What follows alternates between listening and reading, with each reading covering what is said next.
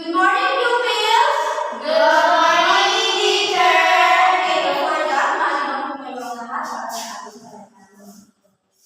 Let's pray in the name of the Father, the Son, and the Holy Spirit. Amen! Bago kayo po, pakikinggan muna sa inyong lalauan kung may mga basa. At kung wala, pwede na kayo pupupo. Wala na, teacher, okay?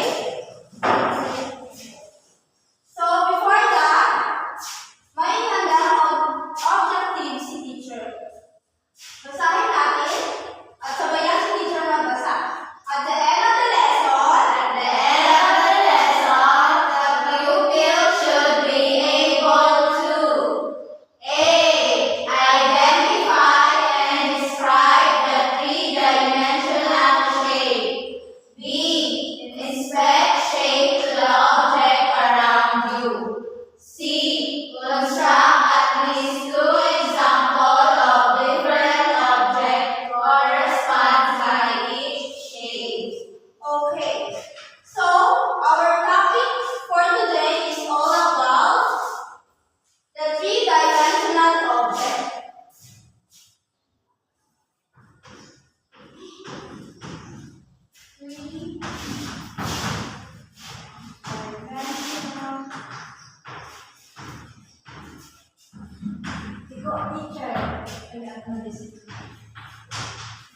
So this is our topic for today.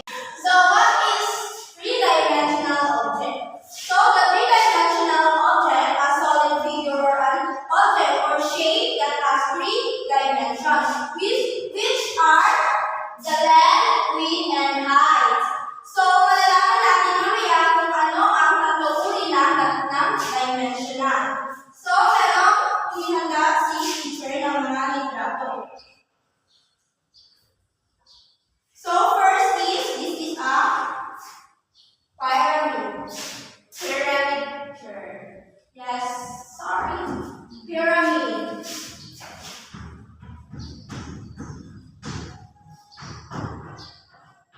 So the pyramid is a 3D polyhedron with a base of a polygon along with three or more triangle shape. So nakikita niyo ba na may shape or may tatlong size or figure ang this triangle? Yes po.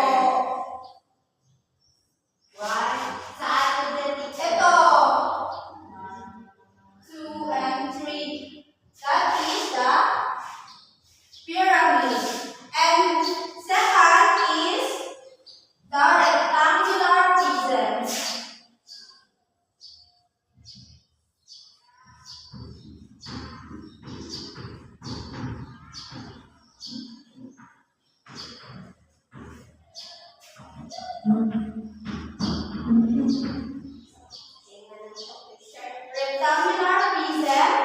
Rectangular prism is a polyhedron with two congruent and parallel bases. So nakikita nyo kung ano ang ilan makikita nyo ang length and the height and the width of rectangular prism. This is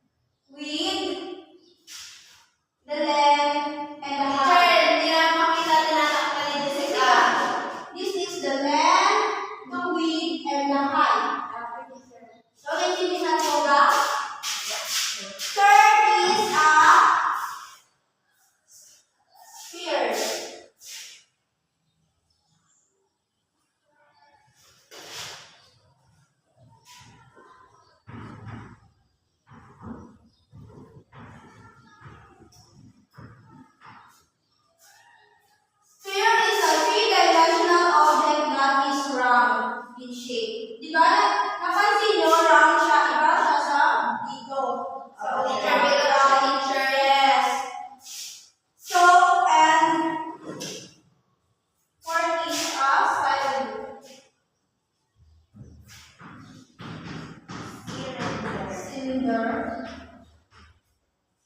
So cylinder is a three-dimensional shape consisting of two parallel circular bases joined by a curved surface. So dito sa cylinder, makikita nyo na curve siya. At may straight na line, curve dito at curve dito. And the last is cone.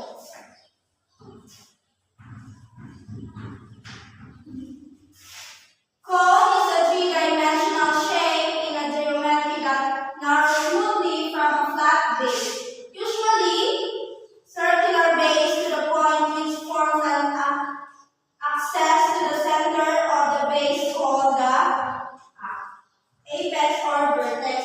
So, halimbawa ng cone, ito ay, so this is the base, and this is the height,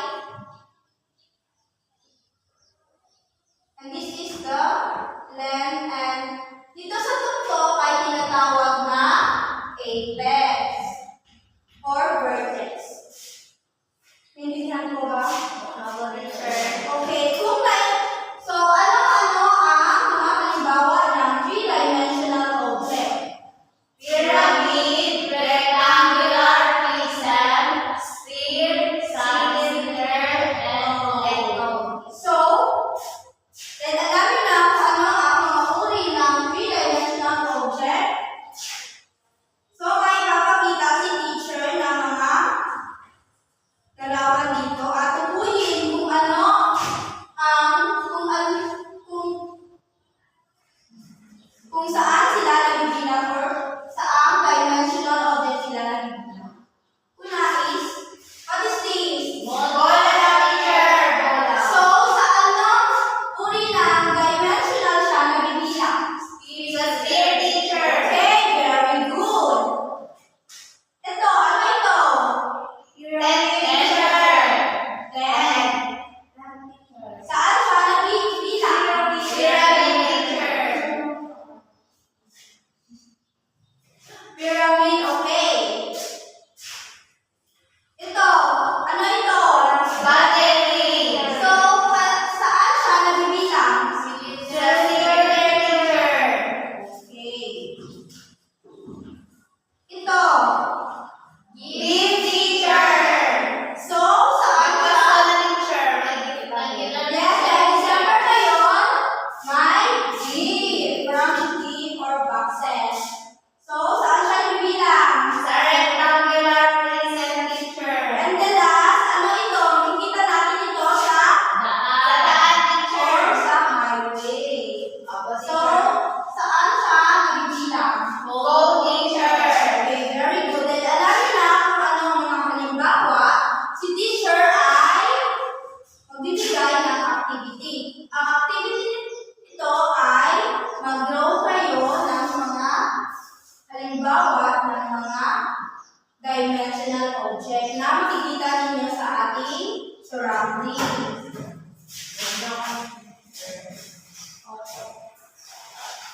Ilang i-draw ng teacher? Depende sa inyo kung ilan ang gusto nyo. Pwede ba, teacher? Nakalito dito yung kanyang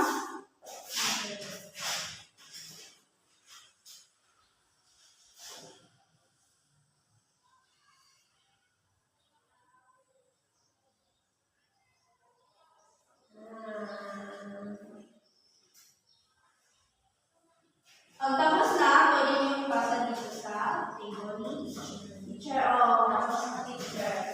Very good. Ang bilis nila, teacher. Teacher, tapos na. And then tapos na, pagpasok